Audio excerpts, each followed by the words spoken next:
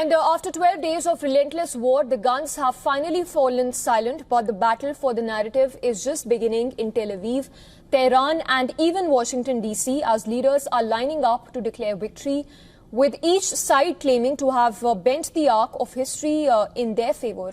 The ceasefire hammered out by President Donald Trump has brought a fragile calm. Yes, beneath the surface, the scars and suspicions run deep. But right now, the American president is furious, and angry Donald Trump berated Iran as well as Israel for violating a ceasefire deal that was announced by him, adding that he was really unhappy with Israel in particular. But I'm really unhappy if Israel's going out this morning because of one rocket that didn't land, that was shot, perhaps by mistake, that didn't land. I'm not happy about that. You know what? We basically have two countries that have been fighting so long and so hard that they don't know what the they're doing. Do you understand that? But moments after Trump's rebuke, explosions rang out in Tehran. Israeli army radio said that Israel had struck an Iranian radar site near Tehran. Israeli Prime Minister's office even said that the country has not carried out any further strikes after Netanyahu spoke with President Donald Trump. On the other hand, Israel remains jubilant. Operation Rising Lion, its military campaign, has left Iran's nuclear and military infrastructure in ruins. This is as per the claim by the Israeli side. Israeli airstrikes devastated fortified sites in Natanz, Isfahan and Fordo facility, collapsing tunnels and killing top Iranian commanders and nuclear scientists as well. Prime Minister Netanyahu boasts that Israel has removed the dual existential threat of Iran's nuclear as well as ballistic missile programs, achieving air superiority over Tehran and striking dozens of high-value targets. For Israelis, it's time to rebuild their shattered lives. Really hope so, really. I'm so tired. Everyone is tired. We just want to have some peace of mind. That's what I can say. Hopefully, for us, for the Iranian people, for the Palestinians, for everyone in the region, for all human beings. But Iran, bloodied yet unbowed, is also claiming triumph. The Revolutionary Guards insist that they taught Israel a lesson, launching waves of missiles that pierced Israel's multi-layered defenses and forced millions into shelters.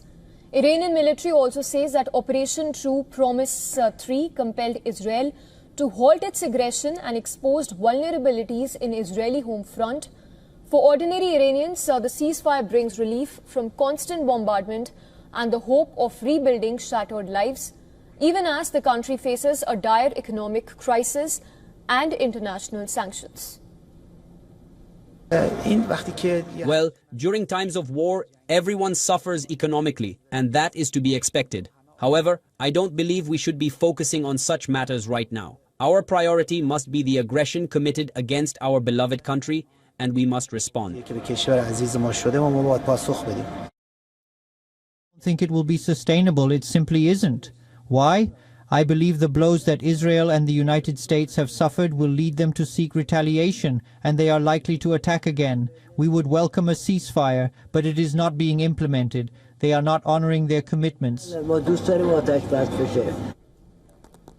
White House was also quick to celebrate the Pentagon's Operation Midnight Hammer, which, according to President Donald Trump, obliterated Iran's nuclear ambitions with the largest B-2 strike in history, which dropped the biggest non-nuclear bombs dropped on 3 key Iranian nuclear facilities.